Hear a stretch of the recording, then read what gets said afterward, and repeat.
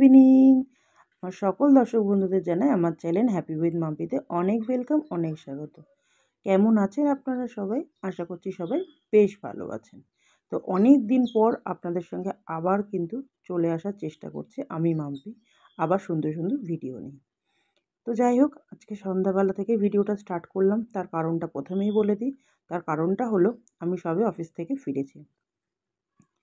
জানেনই এখন আমি অফিসের জন্য আর ঘরে আপনাদের সাথে ব্লগ ভিডিও শেয়ার করতে পারি না। কারণ সকালবেলা ঘুম থেকে উঠে আমাকে 7:30টার মধ্যে ঘর থেকে বেরিয়ে যেতে হয়। আর বাড়ি ফিরতে ফিরতে বেজে যায় 5:30 6টা। তো ওই জন্যই এই এতটা টাইম যেহেতু ঘরের বাইরে কাটাই, তাই আপনাদের সঙ্গে আর সেরমভাবে ভিডিও করা হয় না। প্রায় মাসখানেক হয়ে গেল। তো আশা করছি আজকের পর থেকে আপনাদের সঙ্গে ডেইলি ভিডিও আবার শেয়ার করতে পারব।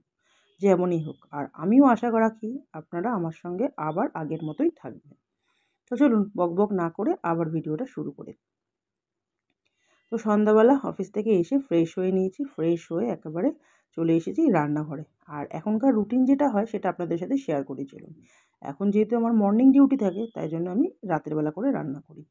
তো সন্ধ্যাবেলা অফিস থেকে ফিরেই আগে ফ্রেশ হয়ে সন্ধ্যা দিই। সন্ধ্যা দিয়ে 1 কাপ চা করি। চা খেয়ে নিয়ে তারপর কোমর বেঁধে রান্নাঘরে নেমে পড়ি। তো আজ রান্নাঘরে কি রান্নাবান্না করব সেগুলো আপনাদের সাথে শেয়ার করব। আমার সাথে থাকুন। আজ রান্না করব ভেটকি মাছের তরকারি, মানে ওই কালিয়া মতন। গতকালকে বাজার থেকে নিয়ে এসেছিলাম ভেটকি মাছ, পাবদা মাছ, মাছের ডিম।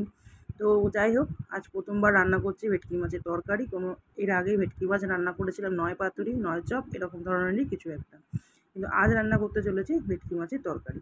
তো কথা না বলে চলুন মাছগুলো ভেজে ফেলি। আর ঘরে কিন্তু প্রচুর কাজ রয়েছে, সেগুলোও সারতে হবে। শুধু এই রাত্রিটুকুনি সময় আছে আমার ঘরের সব কাজ কমপ্লিট করার জন্য। তো বেশি কথা না বলে কাজগুলো করতে থাকি।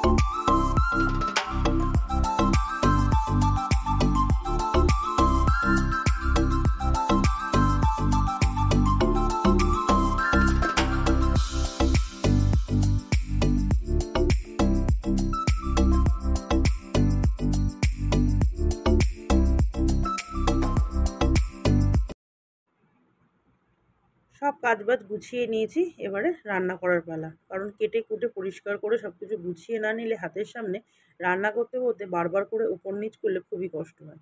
তো যাই হোক, চলুন এখানে কড়াই বসিয়ে দিয়েছি, গ্যাসটাও জ্বালিয়ে নিলাম। আর সবার প্রথমে যেটা করব সেটা হচ্ছে মাছটা ভেজে নেব। মাছটা আগে নুন, হলুদ, লঙ্কার গুঁড়ো দিয়ে মাখিয়ে নিয়েছিলাম। আর মাসের প্রথম বুঝতেই পারছেন, তো সব কিছুই বাড়ন্ত ছিল। লঙ্কার গুঁড়ো, হলুদ গুঁড়ো সব ঢেলে নিয়েছি, নিয়ে মাছটা তো মেখে নিয়েছিলাম। আর এখন মাছগুলো ঝটপট করে ভেজে নেওয়ার পালা। তো আশা করছি ভালোই হবে রান্নাটা, আর আপনাদের সাথে পুরো ভিডিওটা শেয়ারও করব।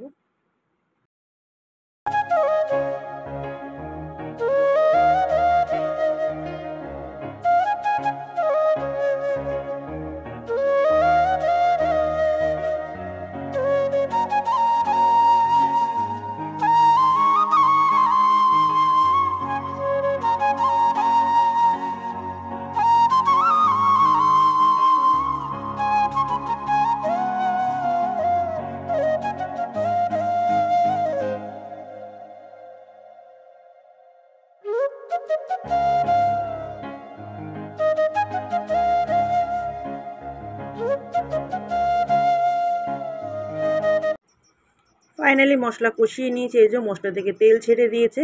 তো ভালোভাবেই বেশ মশলাটা কষিয়ে নিয়েছি, পেঁয়াজ, আদা, রসুন দিয়ে নুন, হলুদ, লঙ্কার গুঁড়ো। ব্যাস এই ছিল আমার মশলার মধ্যে। আর এদিকে জল গরম করে নিয়েছিলাম, সেই জলটা ঢেলে দিলাম।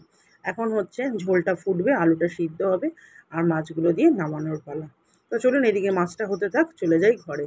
কারণ ঘরে একদম সব কিছু ছড়ানো ছিটানো রয়েছে। বাবান এখানে পড়াশোনা করছে, তো বুঝতেই পারছেন একটা বই পড়লে 5টা বই নিচে ছড়ানো থাকে। তো যাই হোক, সব কিছু গুছিয়ে নিয়ে এদিকে এক ঢিবি জামা কাপড়। কারণ ওই যে বললাম সকাল থেকে আমি কোনো কাজ করারই সময় পাই না, ঘুম থেকে উঠি আর বেরিয়ে যাই। তো তো সকালবেলা ওই জন্যেই ভাবি একটা ছোটোখাটো ক্লিপ আপনাদের জন্য তুলে নেবো, কিন্তু সেই সময়টুকুনিও পাই না। মানে সকালবেলা ঘুম থেকে উঠে ব্রাশ করে একেবারে স্নান করে চা খেয়ে বেরিয়ে যাওয়া, এই হচ্ছে সকালবেলার রুটিন। তো ওই জন্য সকালবেলা হাতে একদমই সময় থাকে না। যেটুকুনি করতে হয় আমাকে এই সন্ধ্যার পর করতে হয়।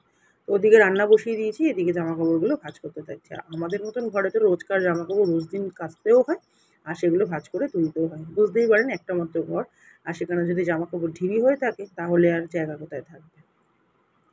তো এদিকে কথা বলতে বলতে জামাকাপড়গুলো ভাঁজ করাও হয়ে গেল, আর ফাইনালি আমার এই যে মাছের ঝোল রেডি। তো এবারে মাছের ঝোল রেডি, কিন্তু মাছগুলো এখনও দিইনি, কারণ আলুটা দিয়ে ঝোলটা ফুটিয়ে নিয়েছি। বুঝতেই পারেন ভেটকি মাছ যেহেতু নরম হয়, সেই জন্য আগে থেকে দিয়ে দিলে মাছটা নরম হয়ে যাবে। তো ওই জন্য ঝোল ফুটিয়ে আলু সিদ্ধ করে নিয়েছি, এইবারে মাছগুলো দিয়ে দেবো। আর নামানোর সময় একটু ধনেপাতা ওপর থেকে ছড়িয়ে দিলেই হয়ে যাবে, কারণ আমি গরম মশলা ফোড়নে দিয়েছিলাম, তাই জন্য আর আলাদা করে গরম মশলা দেবো না।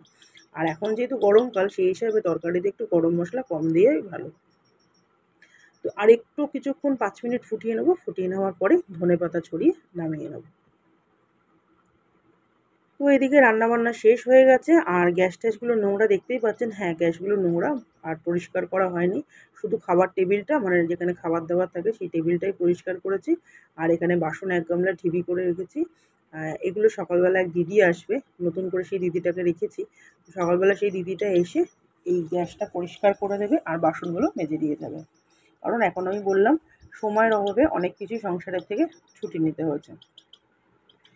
তো রান্নাবান্না করার পর বুঝতেই পারেন গা হাত পা না ধুলে হয় না। গা হাত পা ধুয়ে পরিষ্কার করে ফ্রেশ হয়ে চলে এসেছি। আর রাতের বেলা যেইটুকুনি নিজেকে কেয়ার করা যায় আর কি, ময়েশ্চারাইজার লাগিয়ে সব কিছু করে চুল টুল বেঁধে নিজেকে ফ্রেশ করে নিয়েছি। তো আজকের মতো ভিডিওটা এখানেই রাখলাম। আশা করছি ভিডিওটা ভালো লেগেছে। আর কেমন লেগেছে না লেগেছে বলে তো ফেললাম ভালো লেগেছে, কিন্তু আপনাদের কেমন লেগেছে অবশ্যই কিন্তু কমেন্টের মাধ্যমে জানাবেন। আর কারা কারা আমার পুরনো বন্ধুরা আমার ভিডিও দেখছেন অবশ্যই কমেন্ট করবেন, আর কোথা থেকে দেখছেন সেটাও কিন্তু বলতে ভুলবেন না। সো চলুন, tata, bye bye and good night. দেখা হচ্ছে নতুন সুন্দর ভ্লগে। তো আজকের মতো এইটুকুই। আর এই যে একদম ফ্রেশ হয়ে চকচক করছি, এবার শুধু শোয়ার অপেক্ষা। So tata.